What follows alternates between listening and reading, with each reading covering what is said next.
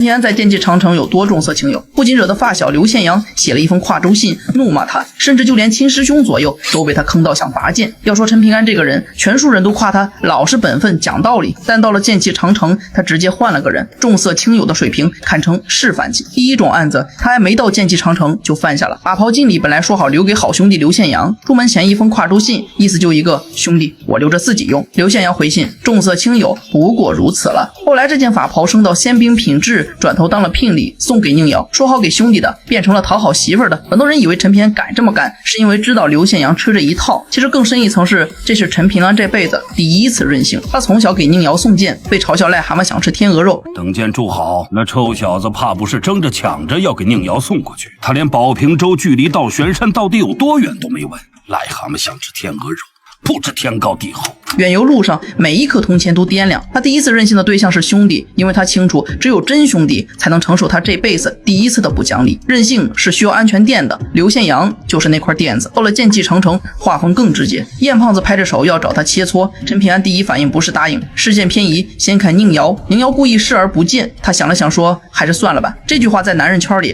就是炸药，朋友说话你第一反应不是回应，而是看老婆脸色。但最让人笑出声的还是他坑亲师兄左右那次。陈平安到剑气长城不规规矩矩拜师兄，满脑子全是娶宁瑶。左右越想越气，你陈平安可以是文胜的关门弟子，可以是齐敬春的师弟，但你小的凭什么连面都不见就把师兄晾在一边？于是当场就准备教训这个小师弟地威。巧就巧在这之后，宁瑶的外公姚冲道也到了城头，左右当场就跟这位老前辈杠上了。陈平安一看不妙，转头就去找文胜告状。文胜到了城头，本来是想给姚冲道一个面子的，结果一抬眼看见自己徒弟在跟姚家家主剑拔弩张，二话不说先给左右一巴掌，就这样跟前辈说话。规矩呢？陈平安趁机火上浇油，左前辈先前在城头打算教训晚辈来着。文胜大怒，又一巴掌下去。这一段表面是搞笑桥段，往下挖一层，这是陈平安第一次确认自己有靠山，他这辈子没有家。爹娘早不在，戚先生捡他起来转头就走。文胜偏袒他，给他撑腰。为了他打师兄这种被偏心的体验，他从来没有过。他不是真要坑左右，他是想验证一下先生真的会站在我这边吗？结果文胜站了，那一刻他心里的踏实感像一个流浪了半辈子的人第一次有了门钥匙。把这些叠起来看，重色轻友四个字放陈平安身上根本不是贬义。最妙的是全书第一个该争他重色轻友的是发小刘宪阳，但他骂归骂，心里还嘱咐让陈平安替我跟弟媳妇捎句话，早生贵子。朋友之间的骂分两种，一种是真的不爽，一种是看你过得好的高兴。刘宪阳是后者，他比谁里清楚陈平安这一辈子苦，从倪萍巷孤儿到三洲山河，这孩子从来没有真正放松过一天，现在终于重色轻友了，说明这孩子终于敢松懈了，终于敢把信交出去了。回到开头那个问题，陈平安在剑气长城到底有多重色轻友？答案是重的让所有兄弟看了都替他高兴。爱情最大的意义从来不是让一个人变得更好，而是让一个人终于敢放松。愿你这辈子也有那么一个让你敢卸下盔甲的人，那才是这一生真正的归宿。